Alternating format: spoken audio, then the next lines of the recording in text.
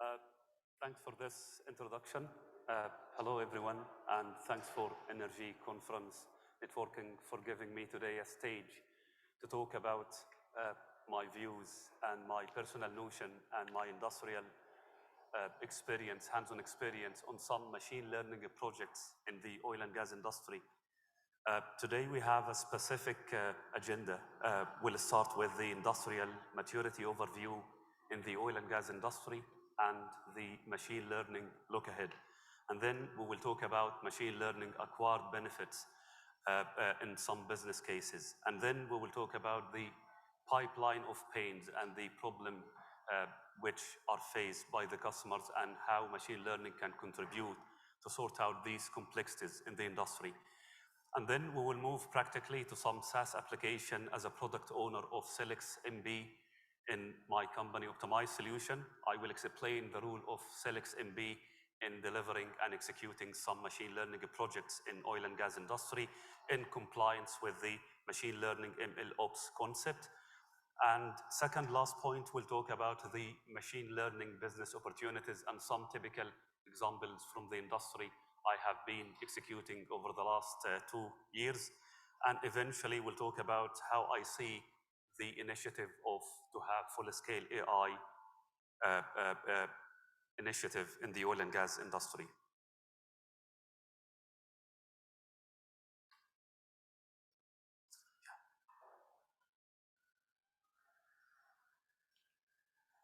So it is very important for us to talk about the maturity level in oil and gas industry to understand where we are at the moment and where we are heading. When we talk about maturity level based on my experience in some projects in oil and gas, we talk essentially about 3 levels of maturation. Maturity level number 1, which is most of the operating companies in oil and gas, they have steady state models, first principles, and for this steady state principles, it mimic the entire plant or some of the unit operations in a way that when they provide an input, the model will calculate an outcome. But this outcome will not resolve the problem. It is just an outcome for further brainstorming and seeking ideas. One level up in the maturity level, we can increase from a steady state level to data automation where we can have a complete case study. We can do operating envelope, and also we can move to the dynamic simulation, dynamic modeling in maturity level number 2 to have more insights about the performance of the basic process control system and what kind of system dynamics behavior the system can exhibit if there is an input and a step change to the unit operation. Having the most advanced one, maturity level number 3, and today we will talk about this, which is AI-based solution and machine learning. Here we are utilizing the data from the field. And this data from the field, it will be processed in a specific way to provide an insight for the executive and C-level to make an informed decision when they need to understand a specific situation. What this will help, it will help them to take a financial decision for any field development plan or facilities modification plan for capacity increase to increase the revenue.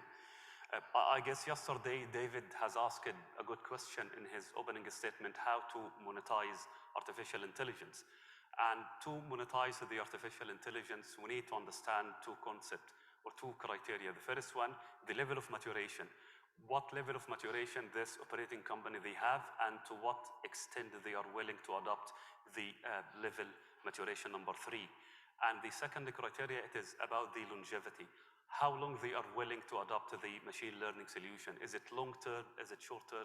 Answering those 2 questions, the maturity level and the longevity, it can monetize the AI in a very specific business way to demonstrate the profit acquired from the machine learning solution. So when we talk about level number 3, I see 3 key circles in any machine learning and 3 silos. We talk about the domain expertise, and this is very important. We talk about high caliber and high experience from oil and gas subject matter expert, and their input is very, very important for the data science, to understand the data, the quality of the data, and to apply data, data conditioning and machine learning. And eventually, once the domain expertise and data science has completed his job, this can move to the software application where the final outcome from machine learning can go to a cloud services. It can be a SaaS application. So in this presentation, we see 3 circles and the 3 components, and these components are inextricably linked with each other. If you need to have real machine learning solution, industrial machine learning, and to improve company to adopt the machine learning in their facilities, you need to have these overlaps, and the common overlap between the software application, data science, and domain expertise, it will give you a good success story to have real application. What is the benefit of this? Benefit of industrial AI without going to the complexity, how to make programming, how to do a Python file, how to do a data conditioning. It is a ready software. It is easy to use. And for simple user from oil and gas can provide his input, can upload the data from the DCS, and can do data conditioning, and eventually the model will give some outcome. This will help actually the operator to lower the barrier to adoption. Sometimes they resist the change because they do not have the right skills. And these skills can be in oil and gas. They don't have the qualified engineer to identify the problem, and they don't have the right data science to do the right job. But having this as a SaaS application well developed by third party or within their system, it can promote them and can encourage them to make this adoption. And also it will overcome the lack of skills in any of each these circles.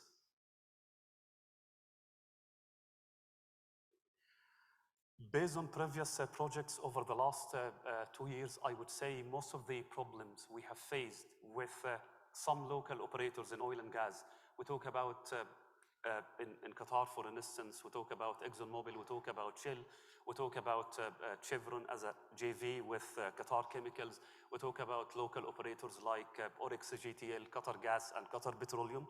All the problems we have seen with them, it is about, I need to go back. Yes, it is about technology resolution. They have a specific unit operation and they need to apply step change. And what kind of complexity they need to face in this solution, it is about technology resolution. Second, the problem, it is planning resolution. Sometimes planners in any operating company, they need to understand the overall performance of the field life cycle assessment on a broadened range. And the third problem we have faced with our clients, it is about scope resolution, option screening. Some problem, they have a big scope and they have many options and they have data for each and every option. So machine learning has helped them to do an option screening, and a specific option will go further to the engineering. A core benefit of that, it is actually they reduce the engineering hours, the resources, and hence they reduced the capital cost of this application. So we can conclude, I would say, adopting this PIMS concept, it talks about P for performance, I for integrity, and M for maintenance, and S for safety. Any of each domain of these challenges, performance, integrity, we can apply machine learning. So some questions, common questions have been asked yesterday about what cases we can apply machine learning. There is no definitive guideline or rule to answer this question. It is about the problem you are facing. Is it performance a problem? Integrity? Is it maintenance? Do you need to make a fully smart transition from preventive maintenance to predictive maintenance? You can use machine learning and the data analytics to have this change. So these are some cases, business cases and services projects with some operators, like in Egypt, for instance, we have worked with Petrogulf in Optimize, RWE, it is a German energy operating company, and Exxon storage facilities in Egypt. And we have resolved some pain regarding the technology and scoping. For the Petrogulf and RWE, it was system complexity. They wanted to understand the overall performance of the offshore facilities. They had an extra production. They wanted to see the inlet separator, what would be the performance, will have the liquid carryover in the separated gas or not, would the pump will manage this extra feed to the operating facilities or not. They used to have a very good historical data. We have used this data to come up with machine learning predictive analytics and to provide this what-if scenario. If they are going to increase 15% of the current capacity, what would be the consequences on the system? So, and this is the calculation of the internal rate of return for each and every project in Egypt, in Qatar, in United Arab Emirates. And last one, it was a very good experience with Duq refinery in Oman. It is about the renewable energy and production of green ammonia from green hydrogen. We used to have good data from KBR as a licensor and ODA as a licensor, and using the machine learning algorithm, utilizing the data from the two licensor, we eventually concluded we can go with ODA as a licensor for this project, where the operating cost implied and the capital cost is much cheaper compared to KBR license.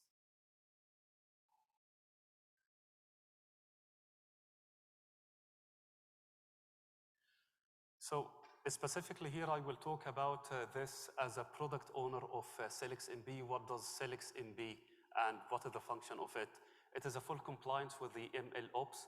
In the MLOps concept, we need to start from the data acquisition, to qualify the data and to make data cleaning, and then to apply various machine learning algorithm, providing the validation process considering the R square, Q square, and some statistical KPI to judge the quality of the model. And eventually, once the model validation is accepted, we can move to the model deploy. And this model deploy can be used by simple user without the complexity to apply some Python programming and coding. So starting, it is 6 steps. Starting from the data import. This data, it can be imported from the field reading, the actual sensors, and some data, some business cases. For instance, those cases we work with the process safety operators. We generate data based on the synthesized data concept, and this data will go to the same process. But in this case, the two key sources to acquire the data from the field and data automation from some statistical and historical data. And also this, an option, you can upload the CSV-based historian data from the DCS in a very simple way. And to ensure consistency with the system, you can download the template from here. If you don't have the template, and this template, it is very customizable and it can read from the DCS historian. So in this step, you will have the data, the real data from the DCS, and you will upload to the SELEX MB. And once you upload the data to the SELEX MB, second step, it is very, very important. In this step, actually, this is where the domain knowledge is needed in oil and gas. The operation engineers, the technicians, they need to understand the system. What is the process description, the problem definition, process flow diagrams, how it looks like, P&IDs, control narrative. We have a sketch for the system, and we collectively, as a process engineer, as a technician, and as a data scientist, we will define the data needed to go in step number 2. And we need also to identify what is the independent and what is the dependent. And this is the key concept. If I have a distillation column, for instance, that was a typical case with Qatar Energy, and they needed to see the performance of the distillation column. And this distillation column used to have various products. I wanted in my model to have a prediction for the throughput. The overhead gases go to the LPG, and the naphtha, kero, light gas oil, and the heavy gas oil, and the residue. So these are dependent variables and are influenced by the input to the model. And what are the input? The quality of the crude, API gravity, and the reflux ratio, the pump around rate, and the feed rate coming to the crude distillation. So, and these comprehension and understanding, it will come from the business definition, problem definition. What I need to get from this model, I need a prediction for the output from this crude distillation unit. Applying the first principles with Qatar Energy in that project would have taken them almost 3 months to have a rigorous model and to get the data from the lab and to do an assay characterization and to build the tray by tray. But having the data from the field, this case actually has taken 7 days, almost a week, 5 business days. In comparison to the well-trodden path of applying the first principle of 6 months, this is the acceleration we are actually recommending from any machine learning project. So identifying the KPI, we call this KPI key performance indicator, the independent, and then we can go to stage number 3, where we will do the data conditioning and data cleaning. And this is very important. As much as we wanted to simplify this process workflow. No need for complicated coding. We are visualizing the data. If I have any noise, I can remove it. I will show you how the noise can be removed. And also we ensured in the model to have data check limit. This is actually to bring the element of first principles. Some cases, for instance, we talk about control valves, and control valve performance is embedded in my analytics. In reality, control valve opening minimum is 0%, maximum is 100%. Cannot be lower than that, cannot exceed 100. But as a mathematics in machine learning, if I'm using regression methods, opening percentage can be more than 100. Doesn't make any sense. And also I can interpret this in the outcomes of my machine learning. If it is more than 100, it means the control valve is not adequate. But I'm making sure in my SaaS application to provide this limitation for the control valve when I go inside. For any prediction above 100, do not ignore it and stick to the 100, the maximum threshold of that control valve. This is how the data looks like, the raw data with respect to the count, with respect to the time. And here we are providing the minimum, maximum, the common statistics and comprehension for anyone interested in data visualization. Variation rate, this is very important. Based on experience with ADNOC refinery, we started to assess fire deheater. It was a complicated fire deheater, and they couldn't use the sophisticated software to model this fire deheater. The internal piping and fire tubing geometry, it was very complicated, but they have an operational data. We started with 3 months, and we found the variation rate of the data they provided, it is in the range of from 3 to 7%. And they said, this is enough, we cannot give more than that, please run the model and see the accuracy of the model. And when we run with this low variation, we found the model accuracy is 7%, and this is very poor one.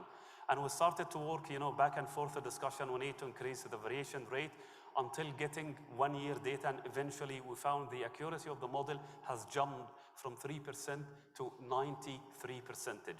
And it was an insight and feedback from the variation rate at the step number 3, no need to waste your time, and by judging the variation rate, you can get back to the client and ask him to increase the measuring span of the data you need to process.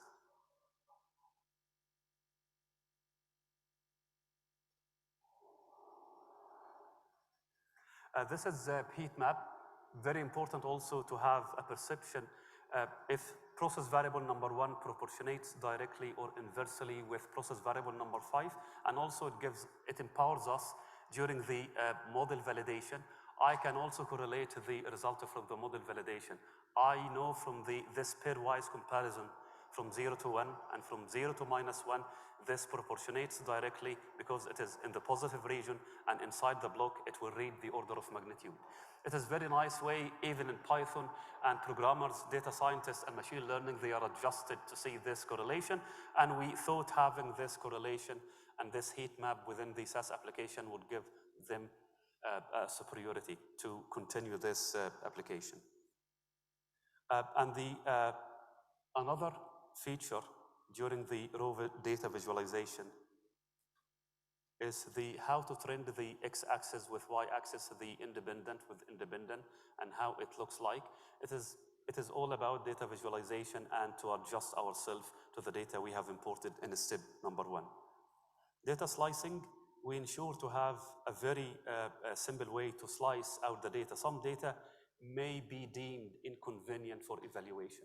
and based on my reading from the trend from the DCS and from the SELEX MB, and simply hovering the mouse,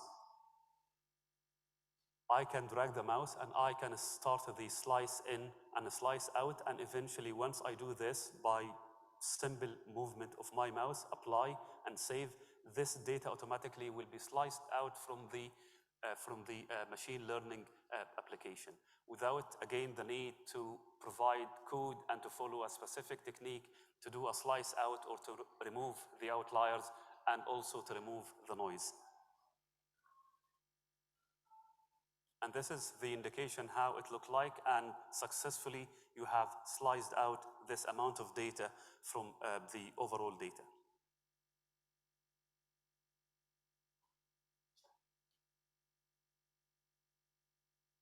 This is the data check limit, where we bring the element of reality. As I said, some unit operation, it has a limitation, physical limitation. Even if the algorithm is arithmetically predicting beyond these limits, we need to stick to these limits. And this is the check of the data limit. And the last one for the data noise, it's based on some renowned machine learning algorithm.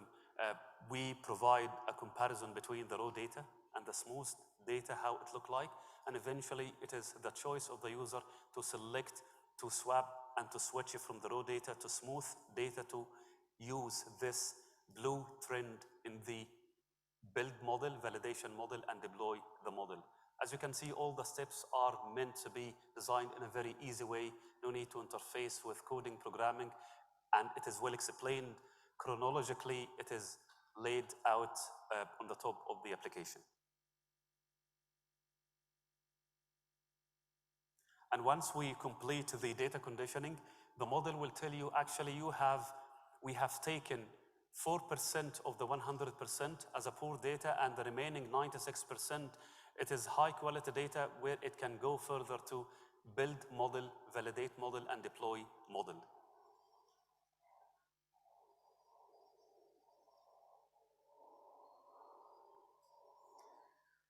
In this step, as you can see, based on the KPI definition in step number 4, we have defined the independent and dependent variables in an easy way.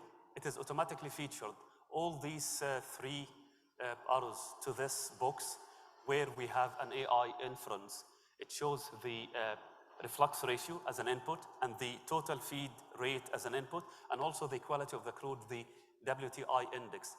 And for the dependent variables, which I need to have a prediction, I will provide the training testing split, which is quite important, 70-30, 80-20, and based on the split I cannot judge the accuracy of my model from the validation.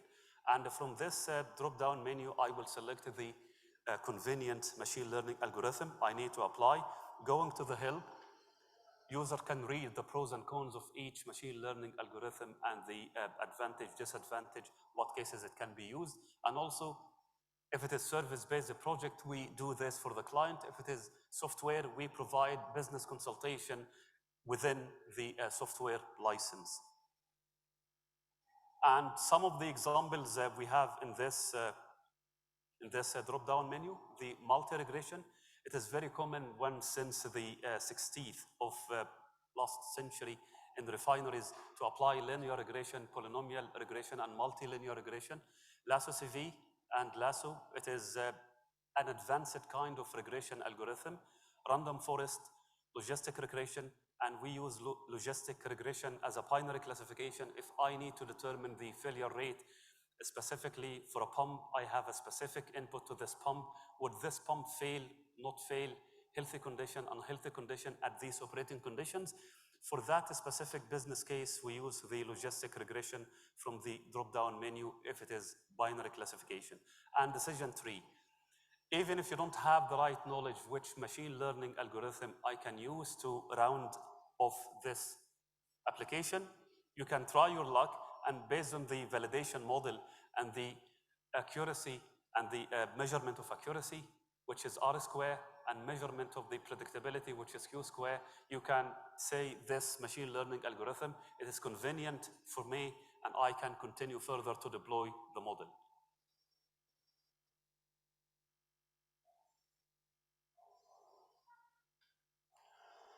Here the model is already built, and we have run the algorithm, and we have very good characteristics here. We can come up with many conclusions. From step number 2, we have defined 5 dependent variables. Automatically, they will appear here, 1, 2, 3, 4, 5. And we call this parity plot. This parity plot, in the previous stage, we already divided training, testing split, 70-30%.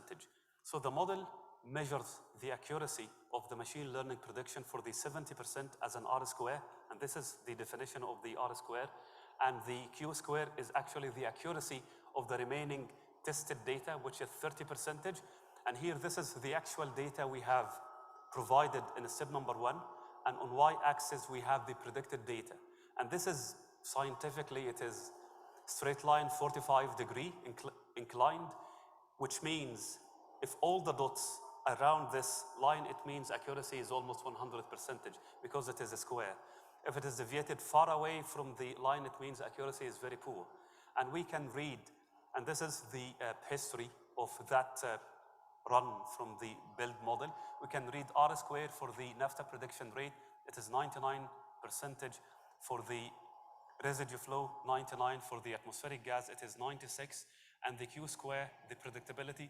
This is very important parameter, which most of people, they ignore or they overlook this parameter of Q square. We have examined this application for a specific data we have obtained from the DCS. If I'm going to apply a specific feed input to my distillation column outside the range I provided in my CSV file, the model tells you the predictability to predict the performance outside this range, it will be 96%. And this is very important. Simply in oil and gas industry, it is an industry, it makes sense. And all the data, it has a specific pattern. We talk about PV NRT, we talk about first law of thermodynamics, we talk about patterns will be repeated even outside the range you have provided for the machine learning. So outside the minimum, above the maximum, the pattern will be repeated, and this is the rule of the machine learning to predict outside the range, and we call it Q square and the measurement of the predictability. So this is parity plot, and we are demonstrating the parity plot in a graphical way. As you can see, it is almost close to 100%. It is a good indication. Now I can go to the deploy model, and from the deploy model, I can provide numerics, all inputs based on the, it can be what-if analysis, hazard and operability study, it can be an ad hoc study basis, it can be capacity increase. I need to increase, that was the case for QP refinery. They wanted to increase the capacity from 60,000 barrels per day to 72,000 barrels per day, and they wanted to understand what is the performance of the distillation column. And this, the beauty of it, it is a sustainable model. It eliminates the rule of the first principle. Whenever they need to apply any changes to this, no need to have a big project, no need to have a complicated system. It is based on the data, and even whenever they have any change in the operational data, they can upload the new data file to step number 1 and to go through the process in few seconds, and eventually they will have reliable model based on the model validity, and the R square Q square results comes out from it. This is some quick cases, typical cases machine learning in oil and gas industry can provide. This is, for instance, gas dehydration, and gas dehydration, we wanted to predict the water content and the rich TIG concentration, very important to ensure the quality of water removal from the separated gas is up to scale. And the business objective for our client was actually to have a sustainable model with ability to predict the system performance for the daily troubleshooting, weekly troubleshooting, and also they used to have FMP plan, they call it field development plan. And this is how the outcome from the model for this TIG performance. This is actually the first principle. It comes from the sophisticated model, and the orange one, it depicts the machine learning prediction. As you can see, actually they are close match. Whenever you have any TIG rate input, the water content will be predicted in a very close way to the first principle model, but in a very quicker time. Another case, it was with Oryx GTL, predicting the fouling of the heat exchanger. The key objective from this, actually, they used to have preventive maintenance. Every 6 months, they need to clean this exchanger. The problem of this 6 months is maybe you still have a potential in your heat exchanger to continue the operation for extra few months, but we do not know. But having the operational data and having machine learning model and predicting the outlet temperatures and the fouling factor prediction, we have extended the maintenance philosophy from 6 months to 8 months, which is fully smart transition from preventive maintenance to predictive maintenance. Another application in the area of the HSE and the process safety, we can also predict the risk considering data automation from the statistical data and calculating the quantitative risk analysis parameter, and eventually for any change, we can perceive the future incidents. If I'm going to anticipate what would be the consequences if I have 5 millimeter leak for that specific pipe, 20 millimeter leak, what would be the risk? If I have an additional inventory in my operating facilities, would this additional volume would increase the risk from green to red? So I need to have fix on failure, I need to have an immediate solution, or it will just be in the yellow one, which is still accepted, and no need to have more money within my facilities to cater for these changes. Typical quantitative risk assessment, considering the first principles, it takes it from 3 months to 6 months using the data automation in the first place, and then move to the machine learning following the 6 steps. This can be done also in few weeks, and it will be a sustainable model for the operating facilities. Whenever they have any change in the HSE philosophy, they can predict the risk. The key point I would like to highlight here, today when I talk about machine learning applications, my audience is about the operating companies, the entities who has operational data. Consulting offices, they don't have operational data, and their assets is actually engineered. So machine learning is really of benefit to the operation and to operating companies who they have data, and they must turn this data into insights and the profit. Without the use of this data, it is untouched and it is money wasted on the ground.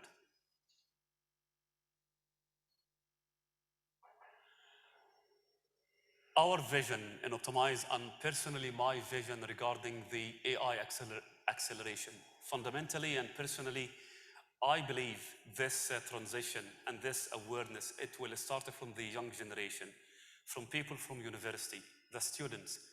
This is why one of our current activity and initiative with Sari University, Cairo University, and this is Serbia, Belgrade University, and Qatar University, we started to introduce machine learning collaboration with those universities, believing this transition and this change, when we promote, when we inculcate the young generation about the concept of machine learning and how to use machine learning and what is the complete process and how to define the problem and how to define the steps, when they move from the university to the industry, they can promote this change, and also they can say for this problem it is a machine learning solution, and also this empowerment and this awareness, it will be contagious and it will move to the hired experienced people from the young generation.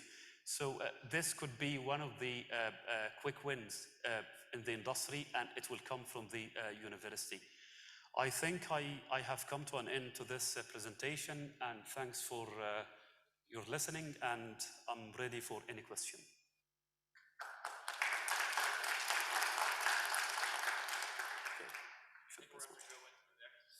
Okay, thank you.